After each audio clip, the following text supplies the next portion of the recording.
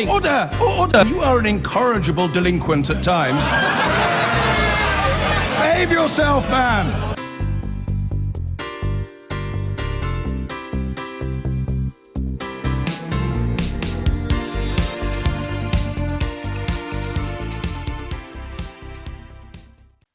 To Syria now, where the continued siege of what was once the economic heartland of the country, the divided city of Aleppo, continues to confound the international community. Whilst life in the government-held west of Aleppo continues in what passes for normality in the country's brutal civil war, the situation in the rebel-held east continues to be horrific. Bombed and starved for months by the regime of President Assad and his Russian and Iranian allies, aid continues not to reach its residents, and re-establishing a ceasefire seems as far away as ever. Sometimes it takes a devastating assessment of what is going on there to snap the world out of complacency, and there was such an assessment today from the United Nations expert on Syria, Jan Egeland, who told ITV News that Aleppo is in freefall. It could not be worse anywhere in the world.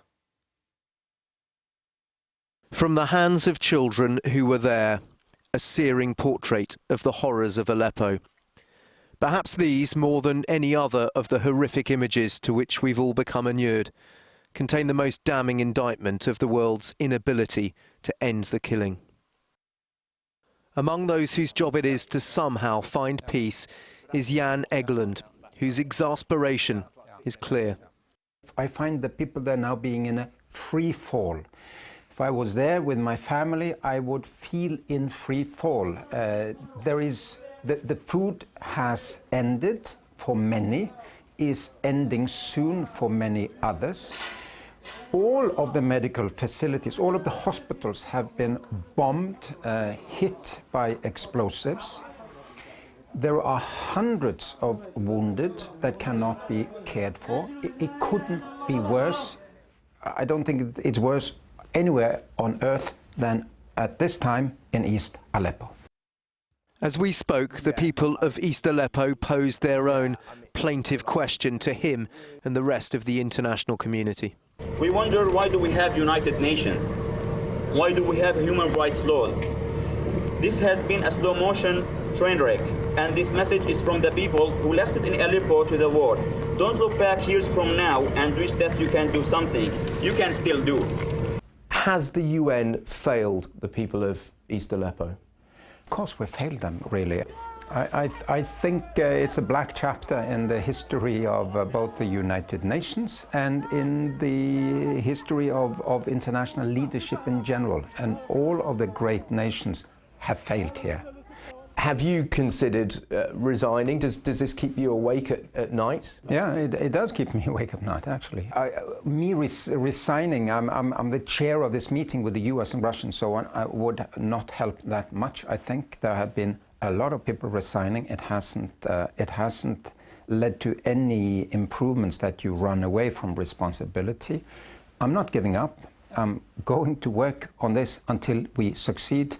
Moscow, Tehran, help us help these people, because we're not in the Middle Ages here. We're in 2016. We shouldn't be starving women and children like we are today. And one day we'll have to explain to these children why the world didn't act, why the suffering continued for an entire generation in Syria. Dan Rivers, News at 10.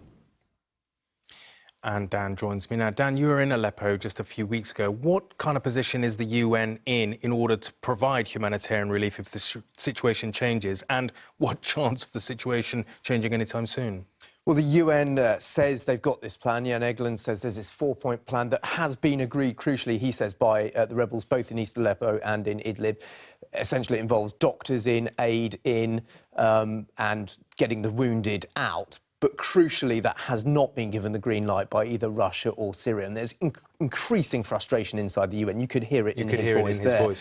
Also, this evening, the UN's been forced to deny that Staffan de Mistura is planning to resign. So there's clearly a lot of internal conflict going on inside the UN, frustration at what is going on. What will change? Well, everyone is, of course, waiting to see what President Donald Trump plans to do on Syria. His words in the campaign have suggested a pro-Russian approach, possibly closer to Assad. Some of his appointments would perhaps contradict that. But there are risks if he does decide to throw his lot in with President Assad, mainly that Turkey and Qatar may then feel completely unbound by US policy. They may then decide to start supplying... Fully back the rebels with much more sophisticated weaponry and essentially pouring even more fuel on this fire and prolonging the suffering. One thing that seems clear, that almost everyone seems to agree, is that there cannot be a military solution without an enormous loss of life in East Aleppo. But, you know, even this evening we're getting news that the Syrian army continues to make advances into the east. OK, Dan, thank you very much indeed. Well, the war in Syria is linked on many levels with that of neighbouring Iraq, especially because so-called Islamic State is such a complicating and destructive force in both conflicts. Today, Islamic State carried out a lorry bombing in Iraq that left up to 100 people dead. The victims, coachloads of Iranian pilgrims heading home from the Iraqi holy city of Karbala. They were taking a break at a service station when the lorry exploded. Scorched ground can only hint at the devastation. Virtually nothing's left of the 4 buses that pulled up at this petrol station. Explosives packed onto a lorry blew apart the vehicles and tore through a restaurant. No one stood a chance. Rescuers pulled bodies from the wreckage and counted the dead. Close to 100 people lost their lives. Many Shia pilgrims making their way home to neighbouring Iran. They were amongst millions who'd made their way to Karbala, a holy shrine 60 miles south of Baghdad. They were celebrating Arba'in, one of the most important religious rituals in the Shia calendar. The pilgrims were an obvious target and security had been increased. But the 24,000 extra Iraqi forces were ultimately unable to protect them. Instead, they became the latest victims of so-called Islamic State, striking well beyond their area of control near Mosul in the north. A deadly message, a reminder they still have the means and desire to cause carnage. Juliet Bremner, News at 10. The UN announced today that its aid team in Syria has received written approval from rebels in the besieged opposition-held parts of the city of Aleppo to allow aid in and evacuate the wounded. No food or medical supplies have entered East Aleppo, which is home to some 275,000 people since July. Bana Alabed is a 7-year-old girl who's been tweeting from East Aleppo with the help of her mother. I am sad. It's so bad. The heartbreaking pictures and footage she's been sharing have gained her over 90,000 Twitter followers. Her message to the outside world: stand with Aleppo. According to the UN, by the end of October, government-led airstrikes had killed more than 700 citizens in the east of the city, while rocket fire had left scores dead in the west. Before the war, travellers to Aleppo would have read in their guidebooks about a beautiful Arabian bazaar city. The streets speak a rhythm of sounds, from horse-drawn carts over cobblestones to the more frenetic pace of donkey-riding couriers, still the fastest way through the atmospheric labyrinthine souk that's fragrant with olive soap, exotic spices, roasting coffee and succulent grilled shawarma.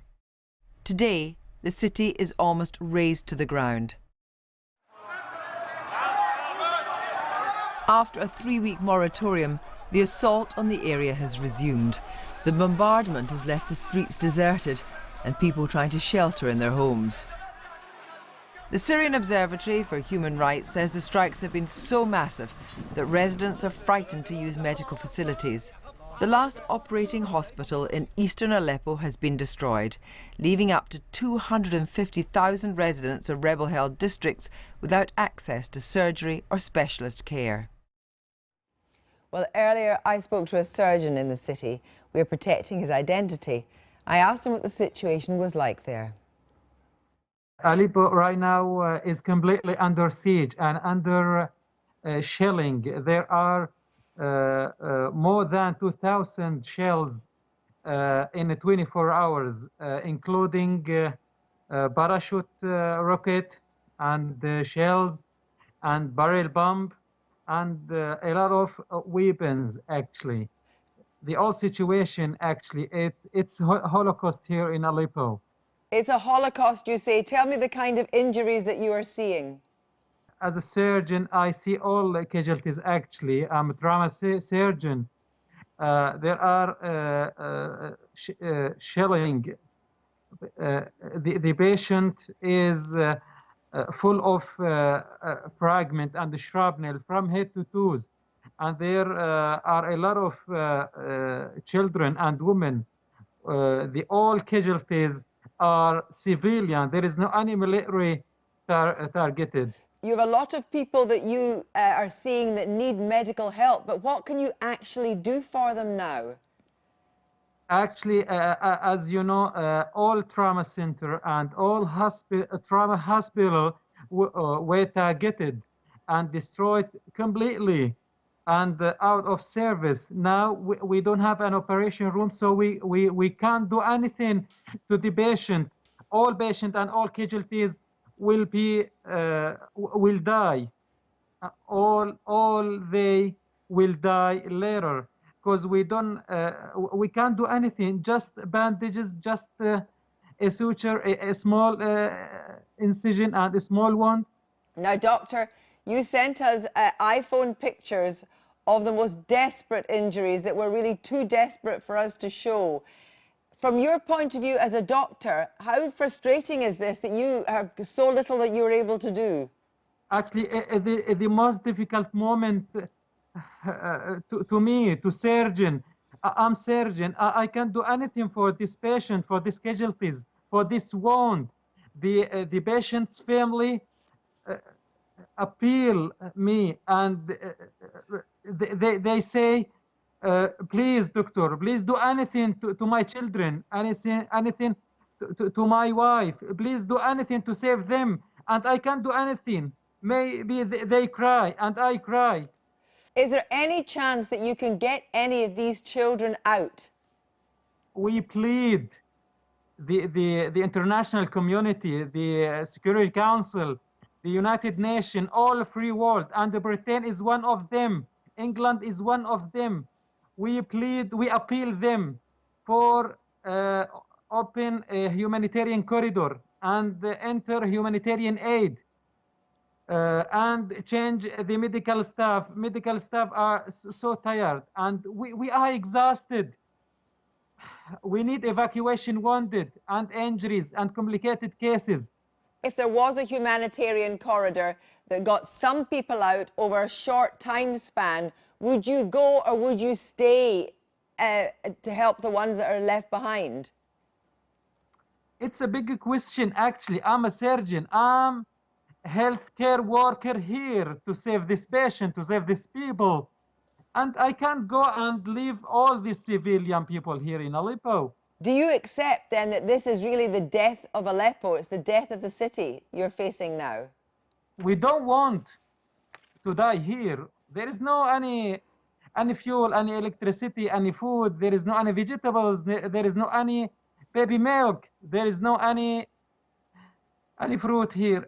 There isn't any fuel for electricity generator. It's horrible situation. A surgeon in Aleppo. I've been getting